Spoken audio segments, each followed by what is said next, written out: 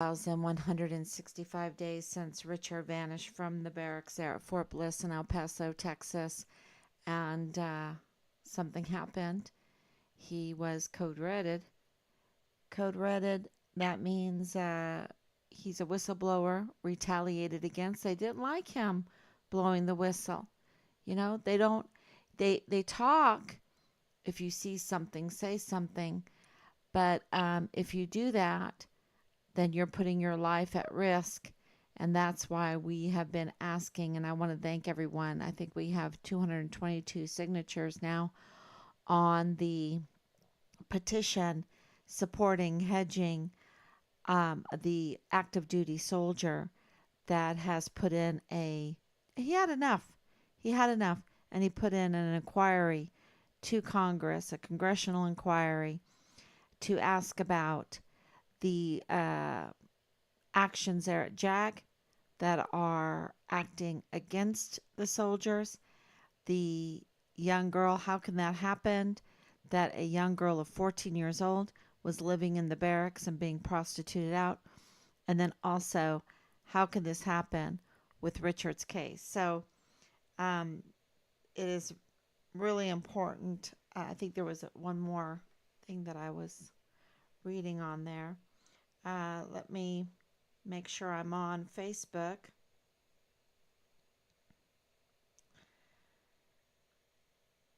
And I think we're good.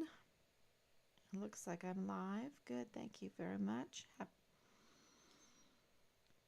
Happy Saturday night. Thank you so much. Okay, so we're ready. Uh, Today I kept the same title about the Department of State and Leilani Hart. And, why do I have Leilani Hart on every one of these live streams? And it's because she's part of Richard's case. Her um, her witness testimony over the years, her convicted criminal um, record, her very, very important notarized uh, criminal complaint confession to the CID and FBI, and we have those numbers. So those are hard facts, are part of Richard's case. And she wanted to tamper with Richard's file. She wanted to tamper with surveillance videos. She wanted surveillance videos to go missing. And she had the position to do that because, and we even have a testimony, a witness testimony saying that she was controlling CID on Fort Bliss. She was controlling it. And it's very interesting because that has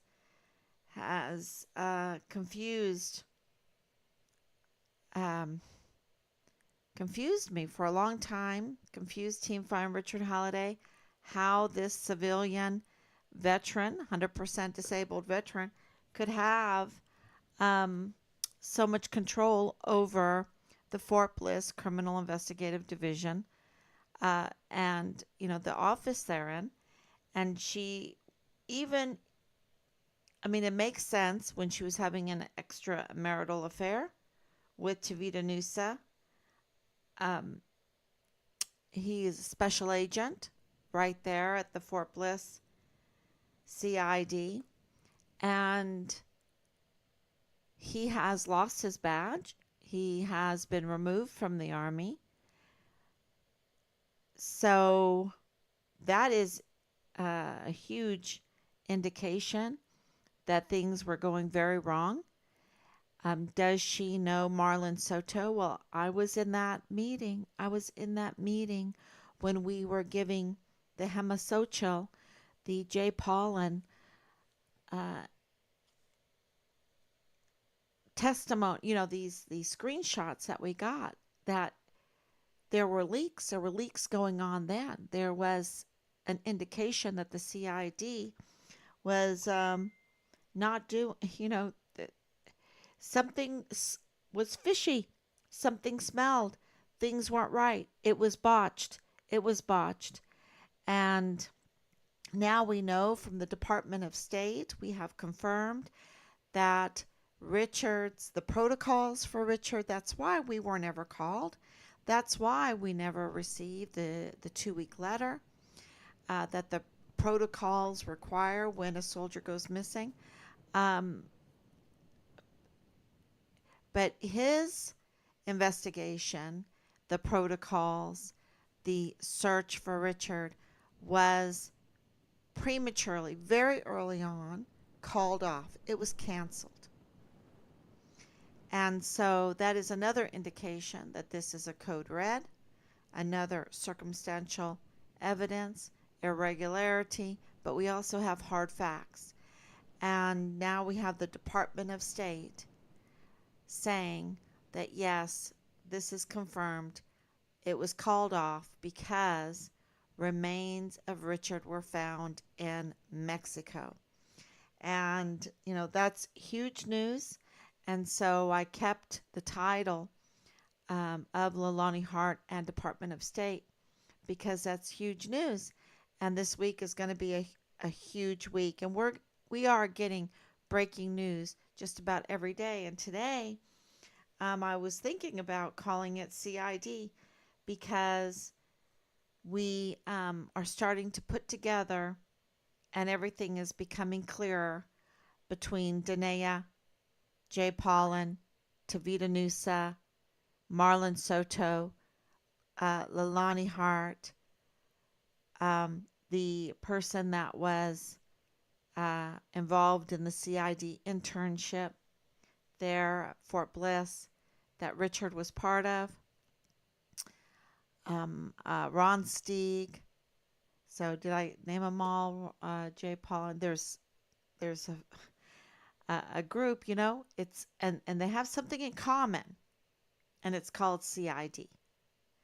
Oh, I should have put in Danae Katzen, CID. Um, so they are. Um, there's this affiliation. There's this common denominator, and the open records requests. Those all can provide us with simple clarity on was Danae Katzen working within or with, affiliated with the CID on Fort Bliss. Now that needs to be clarified because here she is with a criminal record. And something seemed to have happened that cleared her. So, because she has a very serious criminal history. And if you have paid attention to this whole case, you will know that she first called us right when we got there at the end of September at Fort Bliss and said that Richard was in Cancun, Mexico. That was, she mentioned another soldier in that, but that was the main gist of it, is that there was Snapchat photos of Richard in Cancun, Mexico. And I have a video, and I even should put that up, of, not hearing from her for a while after being told we would hear from her. And we're really worried about her because we knew that things were not being told to us properly, and that things were crooked, things were botched, and we were worried about her safety. And so we decided to call her and ask, and that phone conversation was recorded, and so we posted it up with her permission.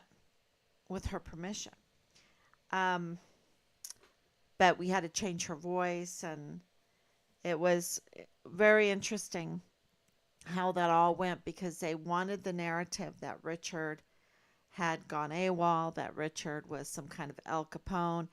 And we know now that's not the case, that they had the Department of State now confirms that Richard's remains were found early on and confirmed that Richard's remains were found in Mexico. We have information that Richard was dismembered, and so if you hear us say he was, his remains were found in Texas, and then also in Mexico, then you know why. They did not want another Guillen situation, another Vanessa Guillen situation, and can you believe it that we have to be the ones telling people what is going on in our son's case with that kind of news, with that kind of weight, with that kind of emotional weight on us day in and day out. Um, these are just super cruel people. And, we know that Danae was lying now with the Department of State. Um, we know that she was lying. We know that she was a con artist. We know that she has connections with Leilani Hart, very close connections with Leilani Hart. We know that she has connections with Belen Rocha, and and I said that very, very early on. But she has connections with Leilani Hart, which is, you know, but she also has connections with Marlon Soto and Tavita Nusa and some other people. They all have this common denominator of CID, and we're just wanting clarity. We want to know if she was employed by the CID. Was she employed by the CID at any time? And, you know, uh, look, you have Tavita Nusa being accused by a key witness, hearing it from his mouth, though, you know, that he was tampering with Richard's file, tampering with the surveillance video, that video was being tampered with and missing. And we know from Thomas Kane, who was in charge of all of that, that they were working outside of the law. Um, and also the interference in the JAG with our key witness that has a direct uh, response, connection to Leilani Hart's um, fabrication lying to law enforcers, which she has a criminal record of, that she was arrested for. Um, and now with this close relationship with Danae, and then Danae seemingly having a professional relationship with CID. We'd like clarity on that because, I have a couple other names I'm not at liberty just yet to say that have a connection within the CID there. But with Marlon Soto, and I remember, I go through all the information and my own memory about what happened with Danae Katzen, what happened to her testimony, all my conversations with Marlon Soto, knowing that Tavita Nusa, that we didn't know about at that time, was there with Leilani, and Leilani telling people that she was controlling the CID. Was Danae just friends with them? Was she actually employed because of her connections with the sheriffs, with the El Paso Police Department? And then here she is on their fugitive, their 10 most wanted, I should say, their 10 most wanted list. I know the exact name. I should write that down. But this is Well, it's written down. I should just read it. I should write it on my video notes. So does that just shock everybody? Am Are we the only ones that are just shocked every day by the information that we're getting? It's CID could have hushed her like they did with Boleyn. They can be very intimidating but they didn't hush Boleyn. Okay, we talked to Boleyn on the phone, and the PI connected with Boleyn and connected with Danae. Okay, those are the audios that we have, and they're very interesting. They are very interesting, y'all. They are, um, I will tell you this. The the person that they were trying to discredit with the PI was me. Okay? That's what they were trying to do, is discredit me. Not, personally me, but because I'm doing the live streams for Richard. Because I'm doing the live streams, and they wanted the narrative to be shut up. They wanted this whole case to go away, for us not to ask or even get an answer about where Richard is. Because, see, it's just that bad. It's just that bad. And we would like clarity if Danae was employed by the CID before. Look, this is before Richard went missing. Okay? The information we're getting is that she knew Richard. She knew Richard. She had an affiliation with CID. And we need clarity on this, because she is a very, very important witness to what happened to Richard. Very important. And, okay, you can say, but wait a minute, she was trying to obstruct justice. She was lying to you. She still has a very, very important role in this case. And there needs to be clarity. Because we know that she was very close with Leilani, that she absolutely has an affiliation somehow, some way with CID. And this is before. There's other people involved in this, and that's how we know. And I'm trying to tell people to come forward. Now is the time, because we have an alliance on Fort Bliss. We have information coming to us now. And we every day, look, even the DA of El Paso is now writing us registered mail. The Samoa, and I'm not even at liberty to tell you all of the institutional support that we're getting, because there needs to be knocks on people. There needs to be knocks on doors. People need to be arrested, even though we know that there were some arrests. We know there's some confessions.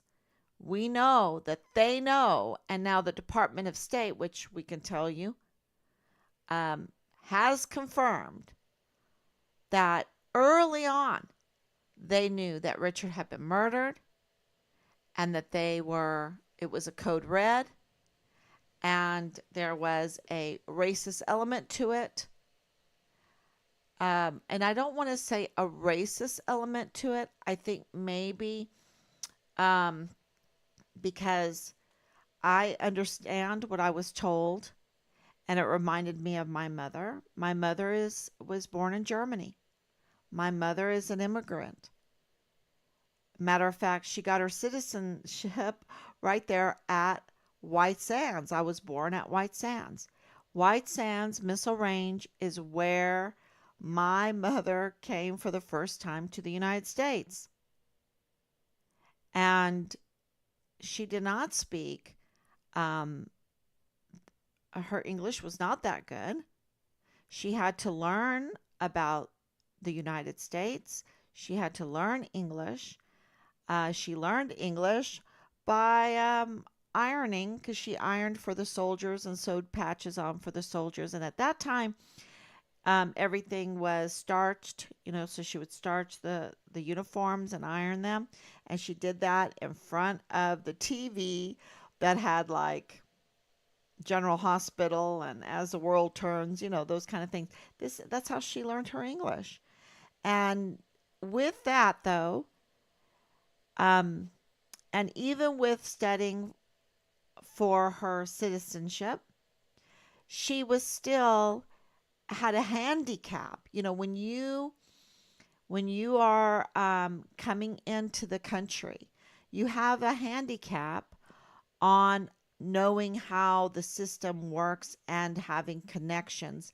That when you are born and raised, you have connections, you know how the system works because of your experiences in this country. And like our family, we have experiences. My husband, 30-year veteran with the United States Army. We know the being even Army brats. My husband was an Air Force brat. To know the military all of our lives, um, to know the legal system, to there's just the language, also having the language. When you are just learning the language, it is a handicap. I know that from my son-in-law coming over, being Korean, trying to learn the language, trying to start a business, and then COVID hit, right? But it's not as easy for you. It's not as easy. You need to have connections. You need to understand the system. You need to even know that you should go and get help in understanding the system, right? So, what was told to us is they thought that Richard did not have that kind of support.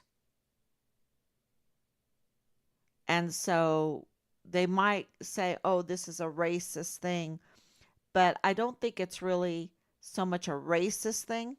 I think they just thought, okay, we can murder him and his family doesn't have the support. They are at a disadvantage and they'll never find out and they'll never be able to understand the CID, understand the FBI, understand the DA, understand the AG, understand the state of Texas, understand the Army, understand the area of El Paso, understand Juarez, um, and on, right? And the language. And so they just thought, okay, we can get away with it because that family will never be able to do anything. They're handicapped. So and I want to clarify that because yesterday, um, it sounded like it was all about racism. And, you know, life is all about racism, right? Because we are people that are humans from all kinds of different races and cultures. Thank you, God, right? We're not a bunch of Borgs. We speak different languages. We have different religions. We look different. We, you know, our cultures are different. And so God has made us really unique.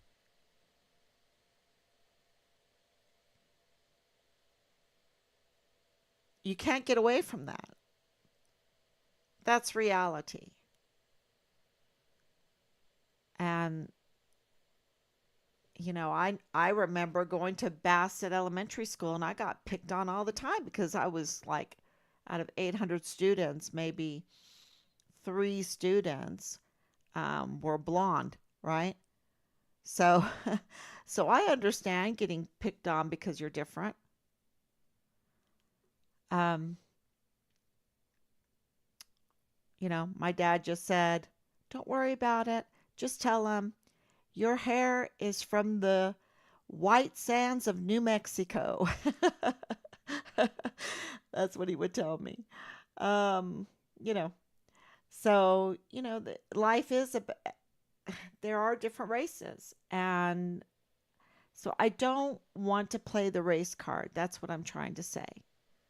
I'm saying that people have evil intentions and they will use every excuse to cover their evil intentions. And with Richard, those evil intentions involve the CID.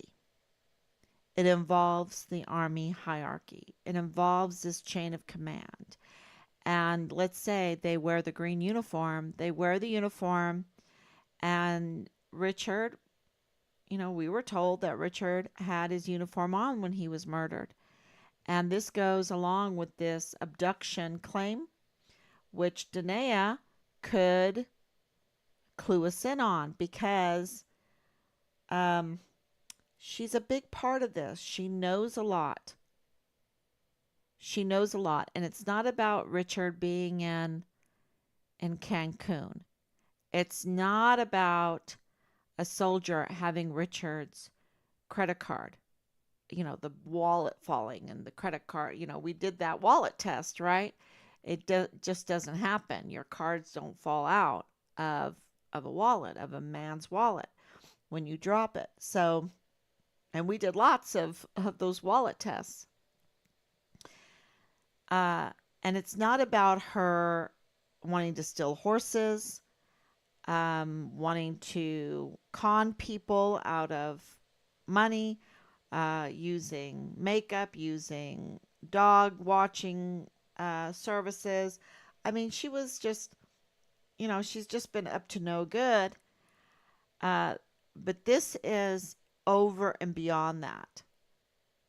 This is actually having access to the CID office there on Fort Bliss and having a professional relationship with Marlon Soto, Tavita Nusa, Jay Paulin, Ron Stieg, and Leilani Hart being part of that because, how was Leilani Hart part of that? You know, why was she bragging? This is the two of them. Were they co-workers? Were they involved in that CID office? Because I will tell you, the FBI allowed Marlon Soto, Special Agent Marlon Soto, to police himself after we gave compelling evidence that there was leaks and they were up to no good in Richard's case. We presented it at that meeting, the General McConville meeting, right, where there was two generals and 15 plus agencies, including the FBI, including the CID, including ATF, that's what is it, alcohol, um, tobacco, firearms, and explosives. They don't just show up anywhere, right? And you're talking about Homeland Security, you're talking about CBP, you're talking about um, the marshals, the Mexican government. There were so many there. 15 plus agencies. And in front of them all, we gave this compelling information. And the FBI allowed Marlon Soto to take that from my hand and say, I will handle it. No, you don't handle it. The FBI needed to do some oversight. And so, and because you're so desperate trying to find out what happened to your child, to your loved one, um, it takes you a little bit to digest what you just saw, what you just experienced. Not for Rob so much, but for me. It takes a little bit because you go home and you're like, what just happened there? Were they honorable? Were they benevolent? Are they actually trying to find Richard? And the answer came back always no, no, no. This is a botched investigation. They have no intention of searching for Richard. And then we got confirmation on that because there was no op-ord. And who gave us that confirmation? Brigadier General David Stewart. We asked him point blank if there was an op-ord for Task Force Find Richard Halliday, and he said no, there was no op-ord. Okay, and this is a following meeting. So you don't have an op-ord for a 15 plus agency task force find Richard Halliday, then you have no intention of finding Richard Halliday. And so the State Department then now, finally, 3 years and what months later, are confirming that yes, they called off the search, the protocol, the investigation into Richard. And did that mean, this is huge because now we can say we want all the information for our son's case because the investigation was called off. And we even have a letter that says this is cold case and there is no ongoing investigation into our son's case. And then, another person comes, oh yeah, So now we have confirmation there's no investigation going on. So we can get all of the information because what they tell you over and over again when you want open records is we can't give you that because there's an ongoing investigation. Well, there is no investigation into Richard except for Team Find Richard Halliday.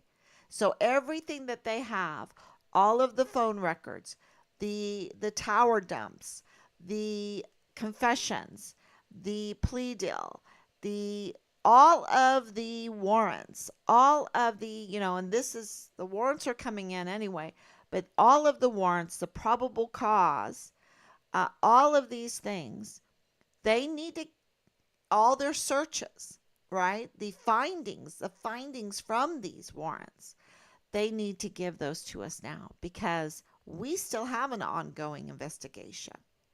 So, yeah, that will come in really useful because we have a lot, we have enough, and we're getting institutional support. So that would be evidence to aid in our institutional support, which will give us accountability. And one of the big things that they can tell us in that paperwork is Danae Katzen's true role with Park University, with the CID,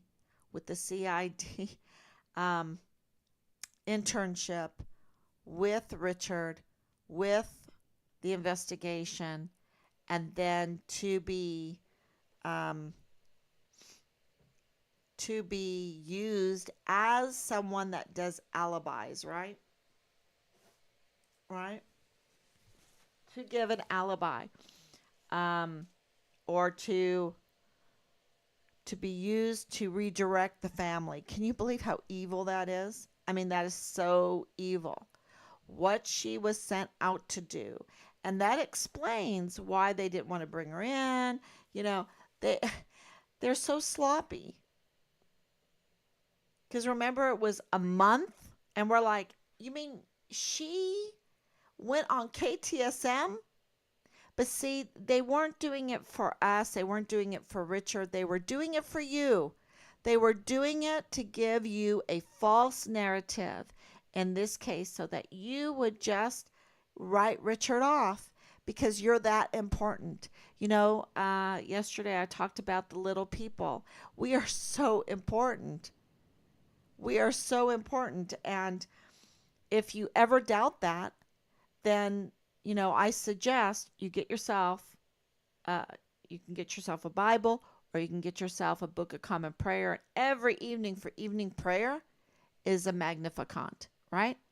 It's Mary's song, and it's all about how God takes the humble and He raises them up. They're so important,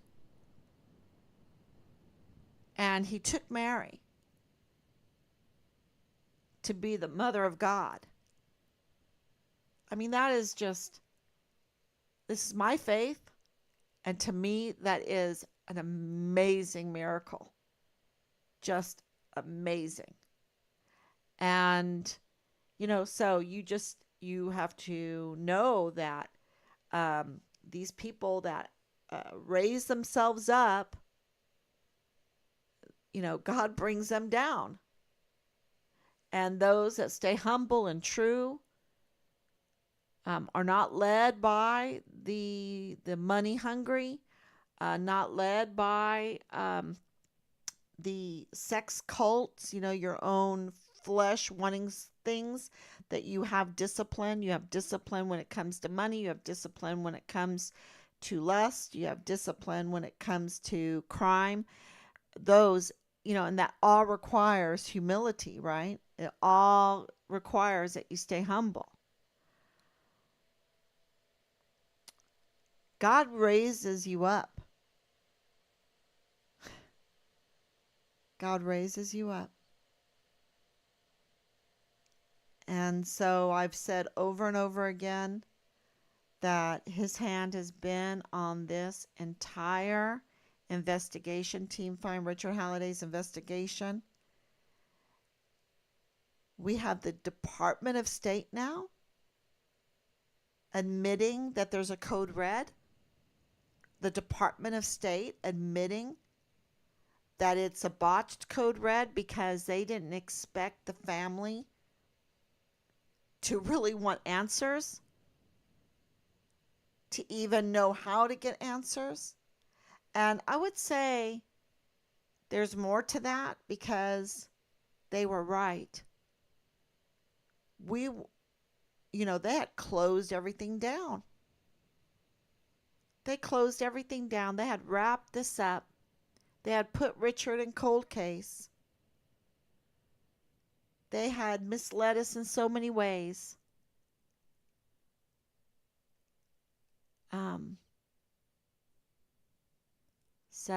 But all of a sudden, God provided. God provided. God provided a key witness. God provided new witness testimony, hard evidence,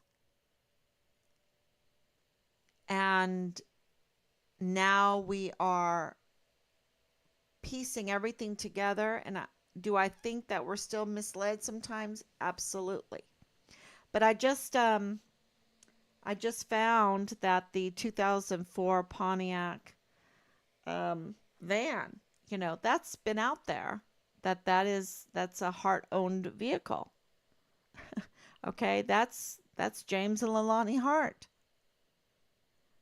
And so we've located that vehicle, and it's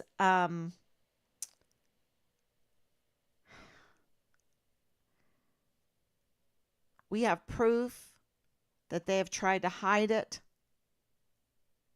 that they have tried to get rid of it.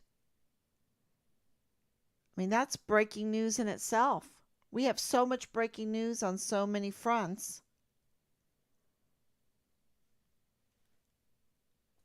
Um,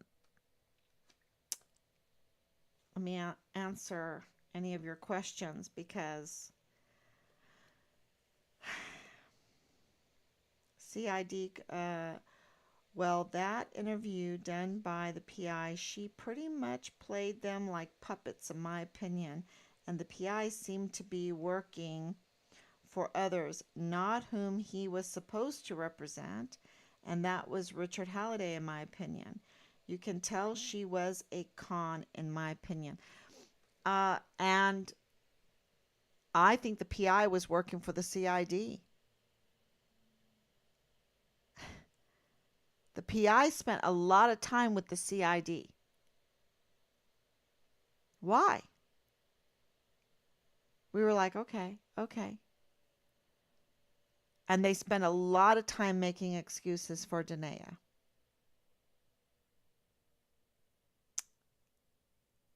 So that is protecting the CID to me. So we'd like clarity. What is Danae Katzen's affiliation with CID? That's the question. Can you imagine? I mean, I'm just, it all fits so well together. I hope it is not true that she was working as some kind of administrative assistant in the CID. Um, and that's how she came in contact with Richard. And that I hope it's not true, that she's not a witness to the crime perpetrated against Richard. And that is why she gets protected.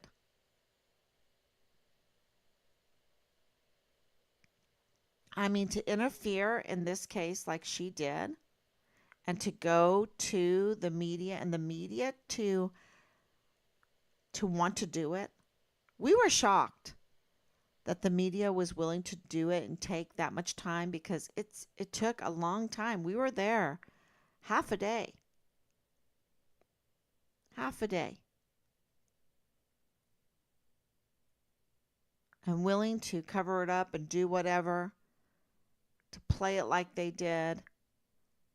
Um, the office meeting beforehand, in the studio beforehand. Very interesting.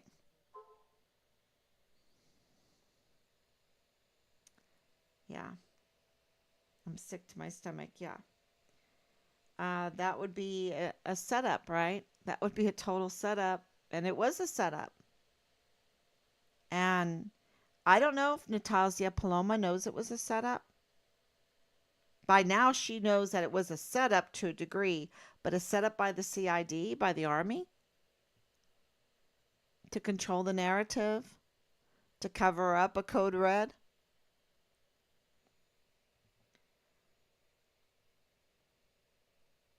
So they thought because he was Polish that his family was in Poland wouldn't be able to help bring Richard home. Um, I don't know what race they thought he was. I know that there were racist remarks, and they just didn't think that, you know, okay, his family's Polish descent. They're just came over here. They don't know English. Oh, we thought, remember the soldier that came up to us? Oh, we thought he was a pathological liar, but then we found out it was true. I mean, where did they think he went? They knew that he was from Ireland. You can say, okay, his family is Irish, and don't know the system. They're Polish, don't know the system. German, don't know the system. I I don't know. I don't know what they were thinking. They were just saying, okay, we can kill him because he has a minority family and or a family that won't know the system, won't be able to get help, won't be able to uncover what we're about to do. And so we can do it. That's what we were told. Interfering with an investigation is against the law, in my opinion. Accessory to murder is a crime. The individual can be charged for murder as well. Oh, yeah. I believe the PI interfered with the investigation because I think he knew more. Um, he spent a lot of time with Marlon Soto, and Marlon Soto absolutely is implicated in obstructing justice and botching purposely this investigation, um, interfering in the investigation. And we have Leilani Hart interfering in and intimidating witnesses, key witness, interfering also with the witnesses in this investigation. It's we have current Adeline absolutely interfering with this investigation. And so many that are allowed to do it, and the generals, the matter of fact, it's Richard's first sergeants, Richard's captain, Richard's, lieutenants that are over there interfering in this investigation instead of having that PAO put forth an announcement every month like we were promised. We were told every month until Richard is found, we're going to put forth an announcement. It could be in the paper, it could be on Fort Bliss, it could be in local news, but they would give a statement, a media statement, and they could use the first sergeants, they could use the unit members, and they could make a statement. Instead of interfering with Team Farm Richard Halliday's investigation, that were, for the longest, we were just like, okay, which way, because we were being told so many different things. Instead of getting bashed, why don't they come out and tell us what they know? That he was attending Park University, that he was a CID intern, that he was a whistleblower. Now we know he was a whistleblower, but for the longest time we didn't. And that's huge. And that this involves Leilani Hart, who has a very messed up family. Such a messed up family that there's incest, there's pedophilia, there's, just the fact that she would accuse her family of all of those things is a messed up family. And for James Hart to be working with our veterans, our disabled veterans, and having access to files. And that's why that's where they had access to Rob's file, because people don't understand that during that vile, vulgar 3 months that we went through and beyond, that they made it very clear they had access to my husband's file, that they were looking through his file. And the military didn't care. This is a veteran. They don't care. And they're allowing James Hart with his lover over there, because that's even in the divorce papers, that they're allowing him access to our veterans and their sensitive files, while being accused by his wife, and who knows which one is that, because there's also other accusations about multiple wives. Um, and y'all might not know that, but this is what we're being told. That needs to be clarified. How many wives does James Hart have, right? Um, but by his wife Leilani, or Iolanthea, or Lorian, whatever her name is, who seems to have questions about her immigration status, to be having access like that, a job like that. And where are these leaks coming from? Where are these you know, ability to access files coming from? Well, is it the VA?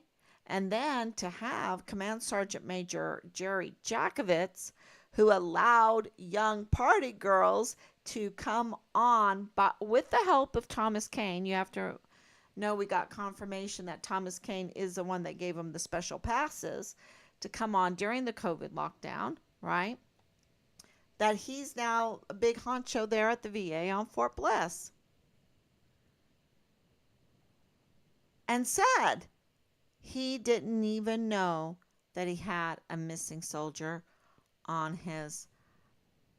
Well, he was kind of telling the truth. He didn't even know he had a deserter on his rolls, because Richard was never a deserter. So maybe he was telling the truth. But still.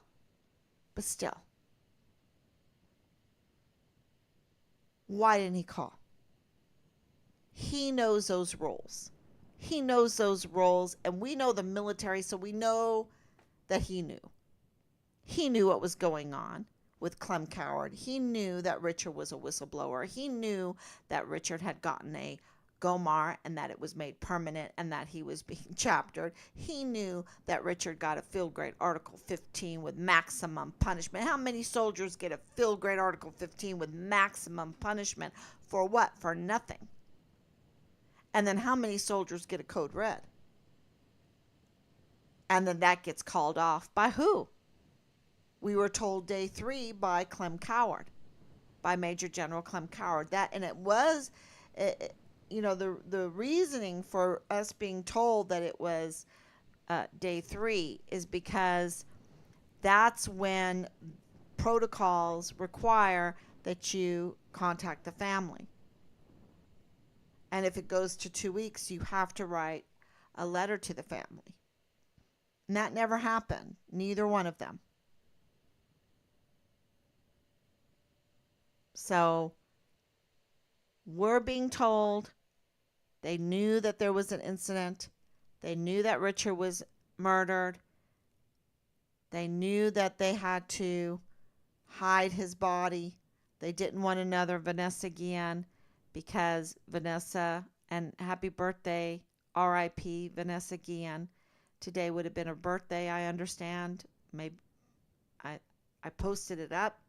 So R.I.P. Vanessa Guillen. Happy birthday. It's so sad. But I just, because I'm a Christian, I know that you are alive. You are alive somehow, some way. So death is not natural for a Christian. Okay? Death is a punishment of sin. And so it's not a natural state that God wanted us to be in. That's my faith. So, I was really thinking about her today and thinking about Richard. That's what gets me through all of this gruesome details, because, they're just so evil. These people are just so evil. And they have no love for humanity. And that's why we have such a problem with them being predators to our children, to their own children. And just creating people with deep scars, emotional scars, physical scars, mental scars. And you know, that's not adding to a healthy society, you know? And because they're doing that, because of what they're doing, I know that they are capable of what is being alleged with our son. And it's not really alleged anymore, right? Because the Department of State is saying yes, he was murdered. It was code red. His remains were found in Mexico. And, what else? What else do we need to? We don't need anything else, right? Except for his remains. And we don't even need his remains to go to court, and we need circumstantial evidence, overwhelming circumstantial evidence, which we have. And we need institutional support, and that will give us the accountability.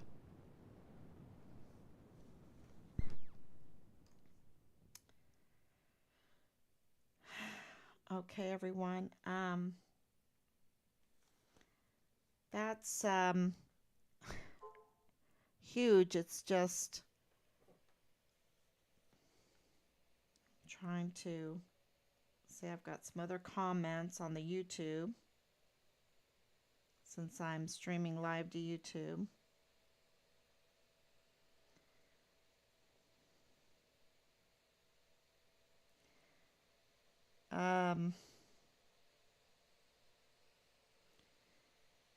Yeah, she's sending me the pictures of Danae in her mugshot.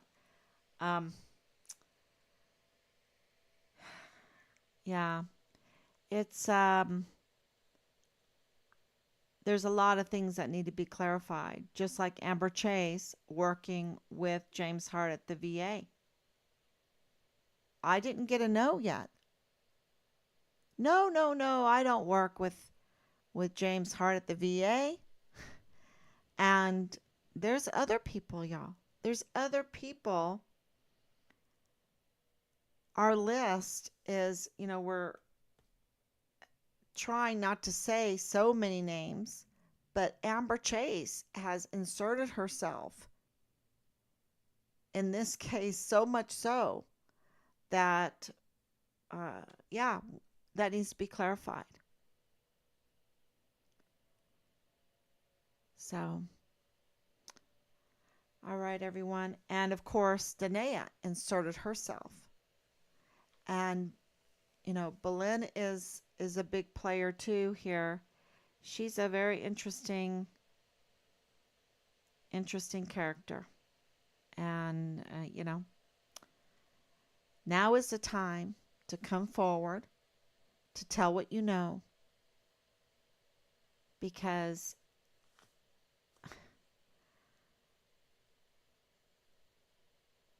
I don't want, I know that Team Find Richard Halliday, and I agree, we don't want any immunity anymore. No way. No way. It's way past that now. These people are so emboldened to bring us down as a people, as a people. They just don't care. They don't care about our children. They don't care about our families. They don't care about our economy. They don't care. And they have just, no, it's there needs to be some very harsh accountability. There needs to be knocks on these doors.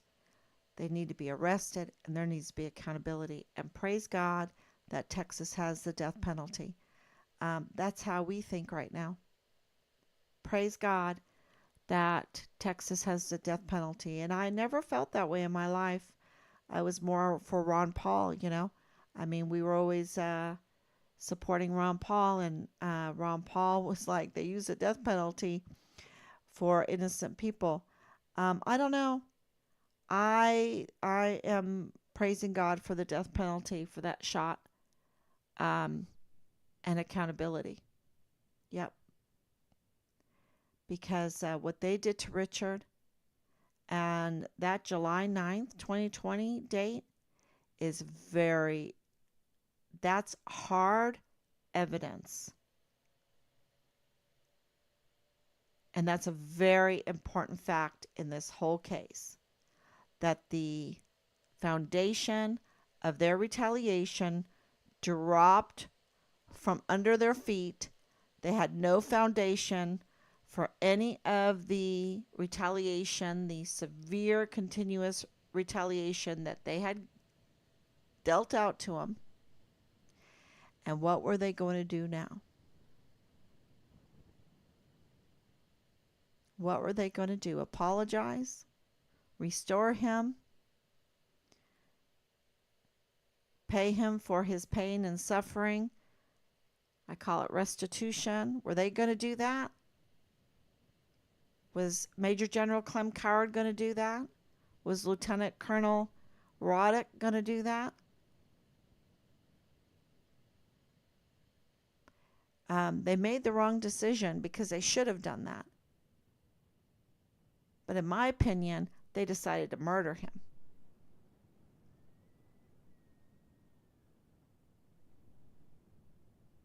So that's an important date.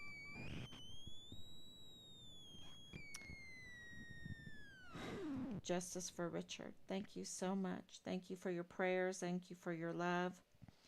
And, and I've said over and over again, if we don't have this right, then CID can come out and contact the PAO. The General Eisenhower can come out and he could clarify this. He could give us a call. He could clarify. They could give us open records and clarify. They could give us open records to the CPS. They could give us open records to Park University. They could give us open records to Leilani Hart and Dallas Hart. Where is Dallas Hart's orders? Where are his orders? That is, okay, so he's now no longer in the military, a first lieutenant. That's the exact rank you need for a platoon leader. We have witness accounts. We've turned them in, that he was Richard's platoon leader. Okay? And he could clarify that so fast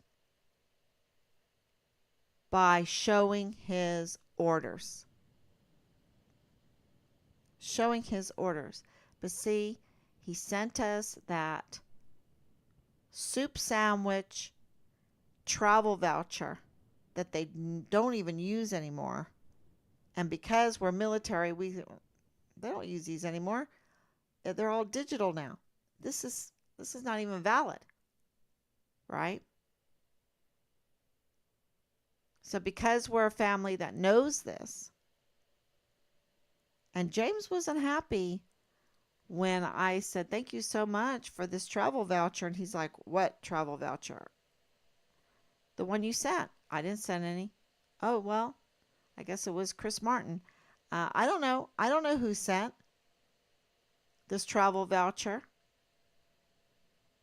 Because if Dallas Hart gave a different alibi that doesn't meet the alibi that he gave us with using this travel voucher, then that's a little bit messy there. That's a little bit messy. But he could clarify the whole thing by showing his orders. So, and bringing out some witnesses or whatever. I mean, this is about a missing soldier. Where are they? Where are they? They're angry because we won't take silence from them as an answer. No, we want answers. And just that they're angry is strange, right? That's strange. So we have a number, 941-677-0060. They don't have to call us. They can contact Angela Kocherga. She would be happy to talk with them. They could contact Natasha Paloma. She would be happy to talk with them. They could contact Major General Eisenhower's PAO, and they would be happy. Or Stars and Stripes, and they would be happy. And if they really wanted me to look like a fool, they would do that. And then I would be grateful because I got some answers. And Team 5 Richard Halliday would be grateful because they would get some answers. So, but now we're getting institutional support telling us what really happened, because it has to do with this arms room. It has to do with this tactical move storage unit. It has to do with the Van Buren address. Has to do with this 2004 Pontiac, Montana. Has to do with, why was Dallas Hart, why is the information coming to us that Dallas Hart was in possession of Richard's vehicle? Where is this? If the CID was the one that was implicated in all of this, that everything they told us, we have to question now, including Richard's vehicle, because the information that we got early on was from the CID. So, would they lie? Yes, they would lie. They would lie, and we know that now. So, thank you so much. I know that was a lot of information, and this can get so convoluted, but we love you. We're very grateful that you are coming on and listening, and we're going to get this clarified, and we're going to get accountability somehow, some way, legally, through the legal system, through the institutional support. We're going to do it, because that means that our country will work properly, that our country is for justice. And so we need that right now, because every which way we look, all we see is corruption and a broken system. So we need our system to work properly and to give us justice. Give Richard justice. Thank you so much. God bless you, and I'll be back tomorrow.